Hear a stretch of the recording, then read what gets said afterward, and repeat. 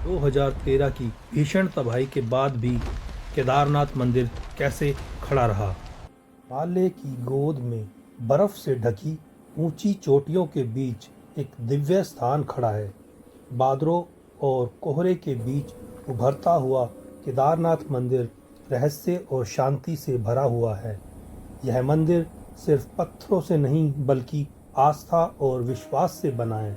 सदियों से यह मंदिर समय और प्रकृति की परीक्षा देता आया है। बर्फीले तूफान, भूकंप और तेज हवाएं भी इसे झुका नहीं पाई, लेकिन एक दिन प्रकृति ने अपना सबसे भयानक रूप दिखाया। वह दिन जिसने पूरे देश को हिलाकर रख दिया। यह कहानी है केदारनाथ धाम की।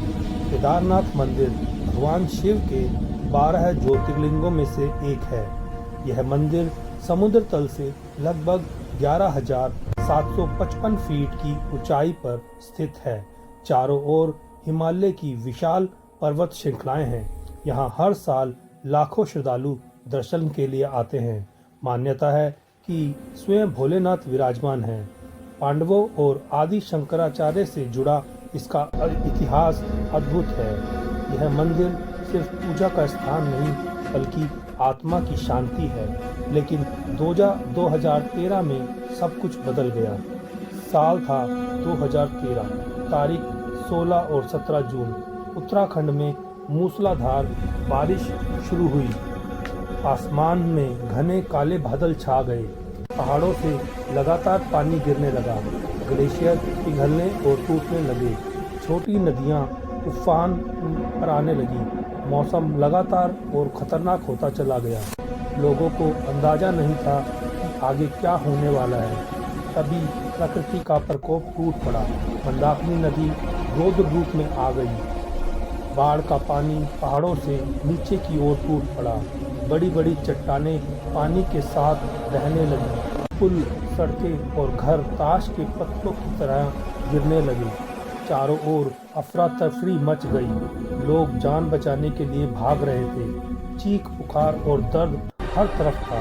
हजारों लोग लापता हो गए। पूरा केदारनाथ क्षेत्र तबाह हो गया। ऐसा लग रहा था जैसे प्रलय आ गई हो। पानी सीधे केदारनाथ मंदिर की ओर बढ़ रहा था। सबको लगा अब मंदिर भी नहीं बचेगा, लेकिन प्रकृति ने कुछ और ही तय कर रखा था। जब पानी का स्तर कम हुआ, एक चौंकाने वाला दृश्य सामने आया। चारों ओर तबाही थी, लेकिन केदारनाथ मंदिर खड़ा था। मंदिर को एक खरोंच तक नहीं आई थी। आसपास की इमारतें पूरी तरह नष्ट हो चुकी थी। लोग हैरान थे और स्तब्ध भी थे। सवाल उठने लगा, आखिर ऐसा कैसे हुआ? क्या यह चमत्कार था या इसके पीछे कोई रहस्य छुपा है? मंदिर के पीछे एक विशाल चट्टान आकर रुक गई थी। इस चट्टान को आज दिव्य शिला कहा जाता है। इसी शिला के बाढ़ के पानी को रोक लिया। पानी 2 दिशाओं में बट गया। मंदिर सीधे बहाव से बच गया। यह दृश्य किसी चमत्कार से कम नहीं था। श्रद्धालुओं ने इसे भगवान शिव की कृपा माना, लेकिन विज्ञान की नज़र से कहानी कुछ और कहती है।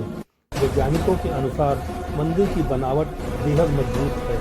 यह मंदिर भारी ग्रेनाइट पत्थरों से बना है।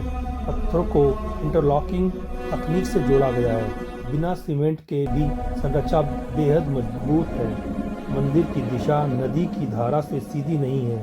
इससे पानी का दबाव कम हो गया। दिव्य शिला ने प्राकृतिक बैरियर का काम किया। पानी की ऊर्जा टूट गई। मंदिर बच गया। विज्ञान इसे अद्भुत इंजीनियरिंग कहता है, लेकिन आस्था का नजरिया अलग है। श्रद्धालु कहते हैं जहाँ शिव हो वहाँ विनाश भी रक्षक बन जाता है। दिव्य शिला कोई संयोग नहीं थी, यह भगवान शिव की ढाल थी।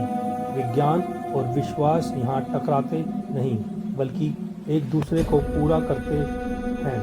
यही केदारनाथ की असली शक्ति है, आस्था और विज्ञान का संगम। 2013 के बाद देश ने फिर शुरुआत की। टूटे रास्ते दोबारा बनाए। मंदिर का पुनर्निर्माण हुआ।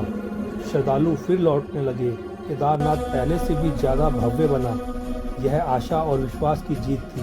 केदारनाथ हमें सिखाता है विज्ञान और विश्वास दुश्मन नहीं है।